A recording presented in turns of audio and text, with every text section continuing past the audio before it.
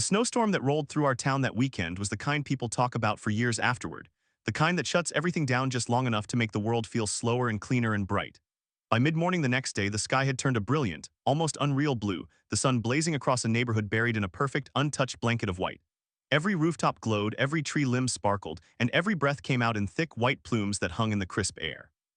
I stepped out onto my front porch in my black and red checkered flannel shirt, jeans, and heavy boots, feeling that familiar mix of cold on my face and warmth under my layers. This was my favorite day of winter, the day after the storm when the snow was still soft and undisturbed, and the only tracks in it were the ones you chose to make. I'd barely taken 3 steps down my front walk when a familiar voice called out from the street. "You're starting without me, Jason." I turned and saw him, Judge Henry Cole, retired federal judge, 65 years old, standing at the curb in a heavy dark coat, gray knit scarf and wool cap, snow up to his shins and a grin on his face. He looked every bit like someone's grandfather, but anyone who'd ever faced him in a courtroom knew better than to underestimate him. I grinned back. "Wouldn't dare," I said. "Figured I'd at least wait until my sculptor showed up." He chuckled and trudged up my driveway, boots crunching through the snow. "Well then," he said, rubbing his gloved hands together, "let's build him." Every year for the past 5 years, ever since Henry moved to town after retirement, we'd had the same tradition. The first real snow of the season, we built one snowman, not just any snowman, a proper one. Packed in layers, balanced, proportioned, with carved features and details you'd never expect on a pile of snow. It started as a way to get me out of the house after my brother passed. Henry had shown up one winter morning with a snow shovel and said, "We're building something."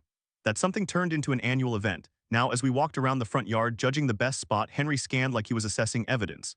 "Here," he said, pointing to a clean, flat patch of yard near the center but a little closer to the sidewalk. "Good visibility, stable base, no risk of sliding." "Still thinking like a judge," I teased. "Someone has to," he replied. "You live under a homeowner association," I groaned. "Don't remind me." We got to work, rolling the first snowball through the fresh powder until it picked up so much snow we had to push it together, shoulders braced, laughing like kids while the heavy ball carved a path through the yard.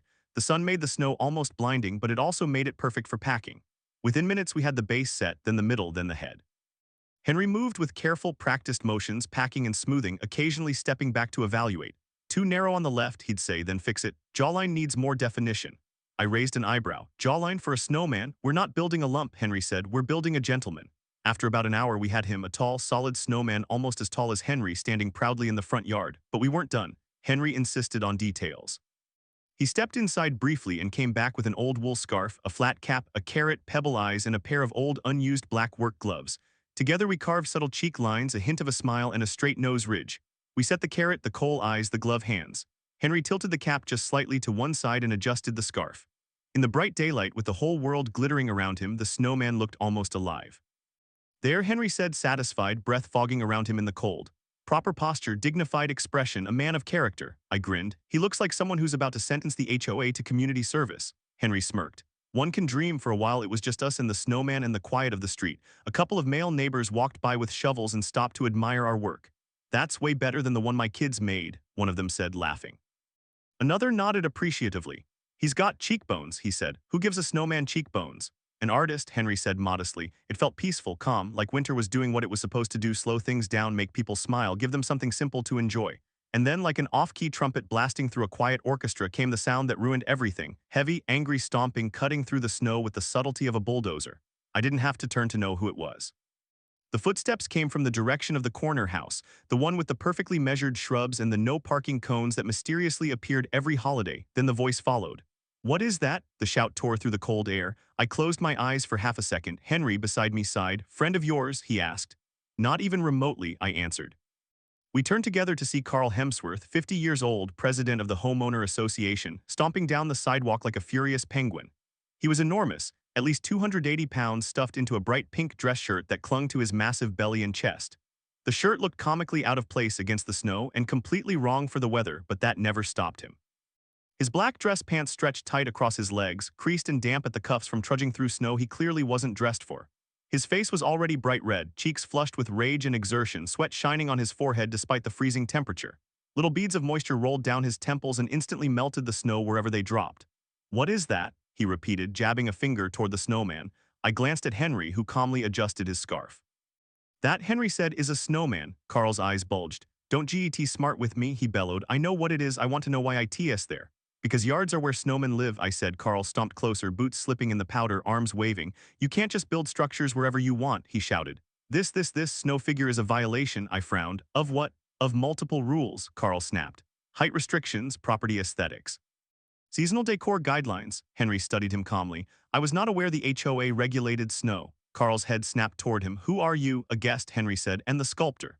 Well, your sculpture is illegal, Carl yelled, flecks of spit flying into the cold air. We have strict limits on temporary structures. He'll melt, Henry replied. That seems temporary. Carl's face grew even redder. Temporary or not, you can't exceed 3 feet without approval, I blinked. 3 feet, that's for fences and sheds, Carl, not snow. It applies to anything that breaks the visual line of the neighborhood, he hollered. And this thing is huge. Henry tilted his head, studying the snowman. He's about average male height, he said. Maybe you're just used to smaller men. Ron, my neighbor across the street, snorted so loudly he had to pretend it was a cough. Carl ignored the laughter and marched right up to the snowman, standing so close his sweating face nearly touched the frosted buttons. This is an unsanctioned winter structure, he announced like he was reading a verdict. I am issuing a fine, I stared at him. You're fining me over a snowman? Yes, he shouted. And it will accrue daily until this ice monument is destroyed.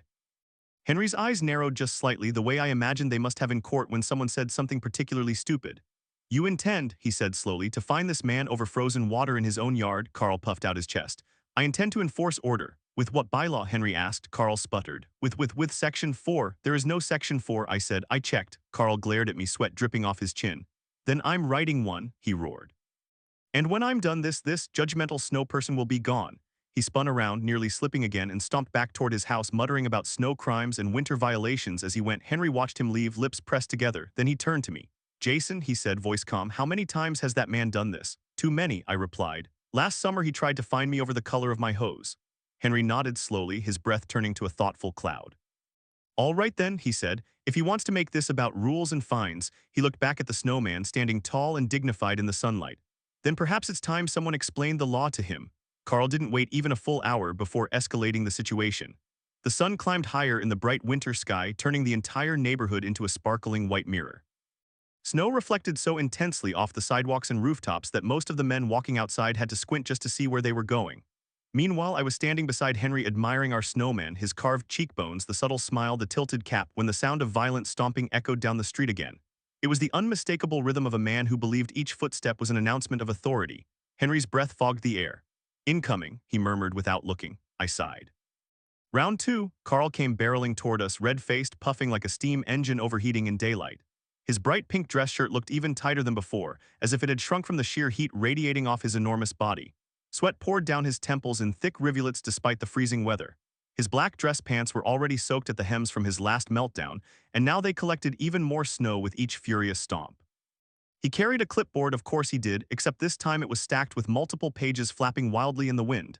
Jason, he screamed, voice cracking like ice shattering on pavement. I have completed my review and you are in severe violation. Henry turned toward him slowly, the way a judge would turn toward a defendant who had just dug his own grave. Have you now? Henry asked calmly. Carl froze mid-step, blinking as he recognized the tone. But his ego pushed him forward. Yes, he shouted, face reddening further.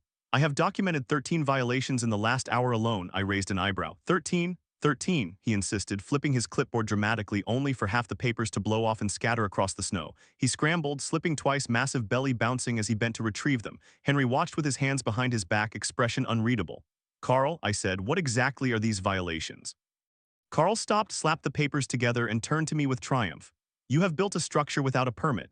A snowman, I said. Structure, he corrected. You have used foreign materials on community soil. A carrot and some rocks, I clarified. Foreign materials, he hollered. And worst of all, you have created a figure that stands taller than the approved winter decoration maximum. Henry blinked. There is no such regulation.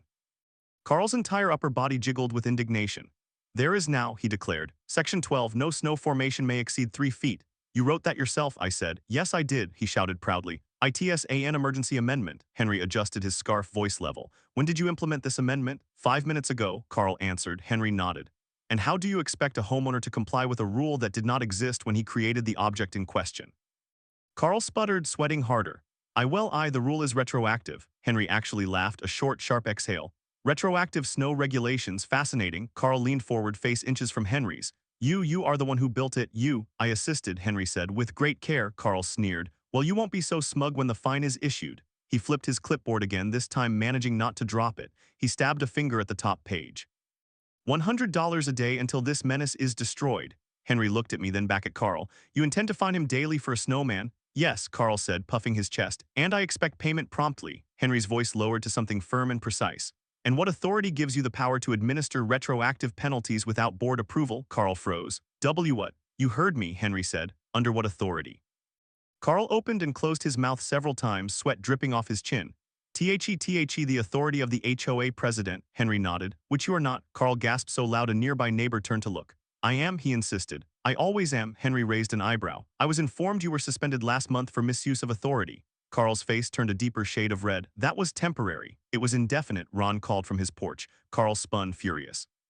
No one asked you, Ron shrugged. Still true. Henry stepped forward now, shoulders squared, presence unmistakable. Even without his judge's robe, he carried the weight of someone accustomed to commanding rooms. Carl, he said evenly, you cannot find someone for a temporary, seasonal, naturally melting formation. Snow is not a regulated material. Carl trembled with rage. I can regulate whatever I want, Henry smiled faintly. But you can't regulate what you don't legally control. Several neighbors had now gathered, quietly forming a semicircle in the snow. Carl noticed them and puffed up again. The snowman must come down, he roared. He is intimidating, I blinked. Intimidating? Yes, Carl yelled. He is staring ATMY house, Henry responded dryly. He has coal for eyes, Carl stomped. IT matter this snow creature is an ACT of rebellion. At that, Henry's expression sharpened. Rebellion, he repeated. Against what? Carl threw his arms out dramatically. Against the HOA, against order, against me, Henry nodded once, slowly. Then he said in a tone that made every man nearby go silent, Carl, I think it's time we discussed what authority you truly have and what consequences you may have incurred by exceeding it. Carl blinked, confused. What consequences? Henry smiled, the kind of smile that had probably made defendants confess on the spot, the legal kind. The sunlight grew harsher as noon approached, bouncing off every snowy surface until the entire neighborhood glowed like a stage under spotlights. The cold air shimmered, bright and crisp, and even the snowman's polished cheekbones sparkled under the glare. But nothing glowed brighter than Carl's face, blazing red, drenched in sweat, practically steaming in the freezing temperature. He stood there panting, chest heaving, shirt sticking to his enormous stomach, glaring at Henry like a bull about to charge. Henry, in contrast, stood perfectly calm, hands clasped behind his back, breath drifting in slow white clouds. You asked about consequences, he said evenly. Allow me to elaborate, Carl's jaw tightened. Why you can't threaten me, he barked. I'm the HOA president, you're suspended, Ron called from across the street. Carl whipped around, furious. No, I'm not, you all just made that up to embarrass me. Carl, I said, the board voted. We watched you scream for 10 minutes afterward. Henry continued, voice low but powerful. Suspended or not, you've crossed into territory the HOA bylaws do not cover. Retroactive fines are not allowed. Regulating temporary natural formations is not allowed. And issuing penalties without a board vote as well. He paused. A serious misuse of authority. Carl's left eye twitched. ITS not misuse. It is, Henry replied simply. Carl stomped close enough that his sweating face nearly touched Henry's scarf. Who even are you? He shouted. You think you're smart? You think you know more than the HOA? You think you know rules? Henry blinked once slowly. I was a federal judge for 32 years. The entire block fell silent. You could almost hear the snowflakes land. Carl froze, pupils dilating, breath hitching mid-steam. He took a small step back, then another, eyes widening as though the snowman itself had suddenly come to life. A JJJ judge, he stammered. Henry nodded calmly. Retired, but fully capable of explaining the law. Carl looked around desperately, sweat dripping off his chin onto the snow. No, you're lying. He pointed a trembling finger at Henry. If you were a real judge, you'd have a robe, Ron snorted. Carl, judges don't travel with robes, Henry smiled mildly. But I do have a professional ID if you'd like confirmation. No, Carl shouted. No ID is for criminals. I assure you it's not, Henry said. Carl started pacing wildly, boots slipping, arms flailing. This is a conspiracy, he cried. You're all working against me. You're all trying to destroy the HOA. Just you, Greg called from his porch. No one asked you either, Carl howled. Henry stepped forward, his voice shifting into the precise cadence of a courtroom. Carl Hemsworth, allow me to explain the legal issues you've created for yourself. Carl swallowed hard. I didn't create anything. You filed unauthorized fines, Henry said. Carl wiped sweat from his forehead. They were necessary. You fabricated rules, Henry continued. Temporary rules. You misused your authority, Henry added. IT was creative authority. And you attempted to enforce a penalty on a natural formation, one that legally cannot be regulated. Carl's breathing grew ragged. Snow is dangerous, Henry tilted his head. To who? Carl pointed at the snowman. To me. A laugh rippled through the small crowd of male neighbors gathering in the street. Henry didn't laugh. He simply said, Carl, you do realize that issuing fraudulent fines can have consequences for you personally? Yes. Carl blinked rapidly. Consequences. Yes, Henry said. You could be removed from office permanently. You could face sanctions. You could even, if you continue this behavior, face civil penalties. Carl let out a strangled noise that sounded like a deflating balloon. You can't do that, he shouted, voice cracking violently. I can't, Henry agreed. But the HOA board and the law can. Carl staggered back, clutching his stack of papers to his chest like a lifeline. His sweating increased dramatically, dripping onto the snow in big drops. He shook his head. And no, I won't let you. I'll call a meeting. You're suspended, Ron reminded him. Carl screamed. Then I'll hold a private meeting with myself. Henry raised an eyebrow. That's not how governance works. Carl ignored him entirely and marched toward my snowman. He jabbed a finger right into its snowy torso. This thing. He yelled, this ice criminal will not stand. Henry corrected him softly. He's not standing, he's sculpted. Carl screeched with so much rage that his voice echoed off the houses. Then he tried to knock the snowman over. He threw his entire weight into it, slipped on his own sweat, and fell backward into a snowbank so big he disappeared for a moment. We waited. No one moved, then a muffled "Help," Ron whispered. He got defeated by a snowman. Henry nodded solemnly. Justice comes in many forms. Carl eventually crawled out, soaked, red, steaming, humiliated, and still screaming. This isn't over, he bellowed, shaking snow from his hair.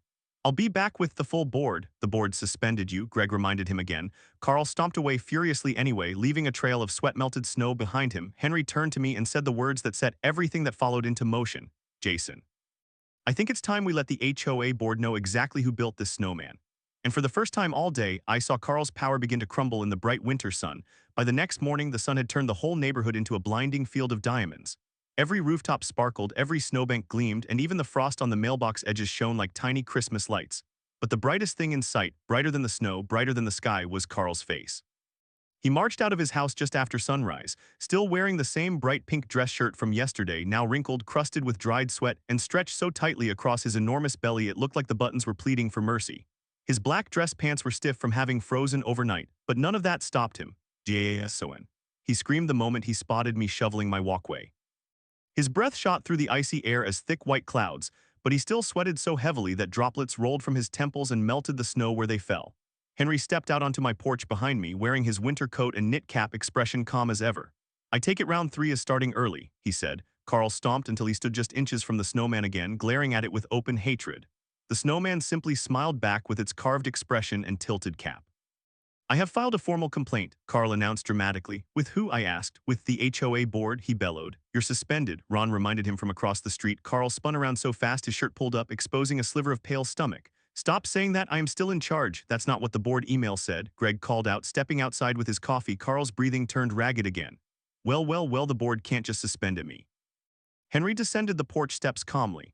Actually, Carl, they can, and they did. Carl's lip quivered. No, if they knew the truth. He pointed at the snowman with rage so intense his fingers shook. If they knew how dangerous this thing is. Henry folded his hands behind his back, judge mode activated. Carl, what exactly do you believe a snowman can legally threaten? Everything, Carl shouted. Order, aesthetics, and most of all my authority. Ron muttered, there it is. Henry stepped closer, his voice calm and stern, the tone of a man accustomed to delivering final warnings. Carl, I believe the board deserves to hear the full context of this situation, including your retroactive rule creation, your unauthorized fines, and your attempt to regulate precipitation. Carl blinked. Precipitation? Yes, Henry said. Snow is precipitation. Carl looked horrified. No, its not. It's its decoration without permission. Henry stared at him like a professor encountering a failing student. Carl, snow falls from clouds. Carl screamed, not in this neighborhood, not without approval. Greg nearly choked on his coffee, laughing. Henry ignored the chaos and reached into his coat pocket. Since you questioned my identity yesterday, he said, allow me to present this. He pulled out a sleek leather badge wallet and opened it. Inside was his official federal judge identification, his name, his photo, his credentials. Carl's knees buckled. He grabbed the air dramatically. A judge, a real judge, you're yes, Henry said, and as a legal authority I will be contacting the HOA board to request an emergency meeting. Carl let out a sound between a sob and a squeal. No, not another meeting. Henry's voice remained steady. To address your misconduct. Carl shrieked, I didn't misconduct anything. Oh, Henry tilted his head. Shall I list them for you? Carl stepped backward, shaking. And no. Henry continued anyway. Unauthorized fines, retroactive rulemaking, harassment, attempting to destroy a resident's property, falsifying HOA documents, and Carl threw his hands over his ears. Stop. Tempting to regulate weather. Carl screamed so loudly a passing male jogger stopped mid-stride. His face had gone from red to purple. He pointed at me, then Henry, then the snowman, like he was trying to assign blame but couldn't pick a target. I'm going to fix this myself, he shouted. What does that mean? I asked. Carl stomped his foot. It means I'm calling a vote of no confidence against all of you. Ron laughed. You can't vote people out of their own houses. Carl ignored him entirely and sprint-waddled back toward his home, shouting, I'll be back with evidence. Henry watched him go. Evidence of what? I shrugged. Probably something he wrote in crayon. Henry exhaled slowly, breath curling into the cold air. Jason. Today might be the day this man destroys himself. I hope so, I said. He's been needing a reality check for years, Henry nodded. Then let's give him one. Because tomorrow, the HOA board would meet and Henry intended to attend, and Carl had no idea that the Snowman, our quiet, smiling creation, was about to become the centerpiece of the biggest HOA reckoning the neighborhood had ever seen. The morning of the HOA board meeting arrived wrapped in brilliant sunlight, the kind that makes every snowflake on the ground look like a polished diamond. The sky was a smooth, endless blue, every roof glittered. The snowman, our snowman, stood tall and crisp in the front yard, his carved smile lit by the winter sun, scarf fluttering gently in the cold breeze. He looked dignified, proud, almost amused. Henry stood beside me in his winter coat and knit cap, hands clasped neatly behind his back like he was preparing to enter a courtroom. I wore my usual black and red checkered flannel shirt, boots sinking slightly into the snow. The whole neighborhood hummed with anticipation. Men peeked through blinds, stepped onto porches, whispered to each other, but of course Carl arrived first. He came charging out of his front door like a malfunctioning snowplow, huge, sweating, and furious. His bright pink dress shirt was somehow even tighter than yesterday, seemed stretched, buttons straining over his belly as though fighting for their lives. His black dress pants were stained with salt, rumpled and creased from the previous day's tantrums. His face was already a violent shade of red. He carried a stack of messy papers and a binder so stuffed it looked like it was trying to escape his grip. He slipped twice on the snow but caught himself, grunting loudly. "You too." He shouted the moment he spotted us. His breath blasted white fog through the air. Sweat dripped from his forehead, sizzling tiny dents into the fresh snow. "Today is the day I take back my authority." Henry didn't even blink. "We'll see." Carl stomped toward the community clubhouse, slipping again, muttering angry things like snow crimes and winter tyranny under his breath. When we entered the clubhouse a few minutes later, the board members were already seated, three middle-aged male homeowners in winter jackets, clipboards resting on the table. They looked exhausted, like they hadn't slept well since Carl moved into the neighborhood 12 years ago. "Let's begin," the chairman said. Carl leapt to his feet so quickly the chair behind him shot backward and crashed into the wall. "Finally," he roared. "I have prepared a full legal argument." Henry calmly stepped forward. "So have I." The board members leaned in. Carl slammed his binder on the table so hard snow dust flew off it. Papers spilled everywhere. His face turned beet purple as he scrambled to gather them, sweat dripping with every movement. "This," he grabbed one paper, "proves the snowman is a violation of Section 12. The chairman frowned. "There is no Section 12. "There is now," Carl declared. "I wrote it." "You can't write your own section," another board member said. "Why not?" Carl demanded. "There was a danger, a snowman." "Yes, a giant, menacing, illegal snow structure mocking us all." Henry stepped forward. "Gentlemen, if I may." He pulled out his own neatly organized folder. "This snowman was built with no permanent materials, will melt naturally, and does not violate any HOA rule." But more importantly, he lifted a second document. "I have compiled a list of Carl's unauthorized actions over the last 48 hours. Carl froze. Henry read calmly. 1. Issuing retroactive fines. 2. Inventing bylaws without board approval. 3. Attempting to regulate precipitation. 4. Harassing residents. 5. Attempting to destroy a resident's property. Carl gasped loudly. It was an illegal snow creature. Henry ignored him. 6. Misrepresenting HOA authority. 7. Interfering with a peaceful resident activity. 8. Filing false documentation. The board members looked horrified. Henry pulled out one final sheet, a photocopy of an old HOA incident report from years prior. "And this," he said, placing it gently on the table, "is the first time Carl attempted to fine someone for the shape of their own snowbank. A pattern of behavior," Carl shrieked. "That was a legitimate SNOWBANK infraction." The room erupted in murmurs of disbelief. The chairman held up his hand. "Carl, please sit down." Carl didn't. He pointed at Henry with a shaking, sweaty hand. You think you can beat me? You think you can just walk in here with yo you are, your judgy face and make me look bad?" Henry responded softly. "Carl, you made yourself look bad." Carl's rage peaked. His entire body shook. He stomped so hard the floor vibrated. "I am the HOA, I am the law here." Henry's eyes narrowed. "No, Carl, you are under the law," the board chairman finally spoke. "Carl Hemsworth, due to your ongoing misuse of authority, harassment of residents, and fabrication of HOA regulations, we officially strip you of your presidency permanently." Carl's jaw dropped so wide it looked unhinged. "In a no, you can't. We can," the chairman said. "And we have." Carl let out a sound like a walrus being startled, half scream, half moan. He stomped backward, slipped on a patch of slush, and fell directly onto his binder, sending documents flying across the room like confetti. The entire board stared in silence. Then Carl scrambled to his feet, face purple, shirt soaked, chest heaving, and screamed, "You'll all regret this." He ran out of the clubhouse, slipped again, rolled down the snowy ramp, and landed face down in a snow pile, muffled yelling vibrating through the powder. By sunset, a new sign appeared in his yard, "Home for sale, owner relocating immediately." He left 2 days later, and the snowman remained, smiling proudly in the winter sunlight, untouched until the thaw. Henry placed a hand on my shoulder. "Justice," he said quietly, "arrives in many forms. In this case, it arrived wearing a scarf, a carrot nose, and a perfectly carved jawline.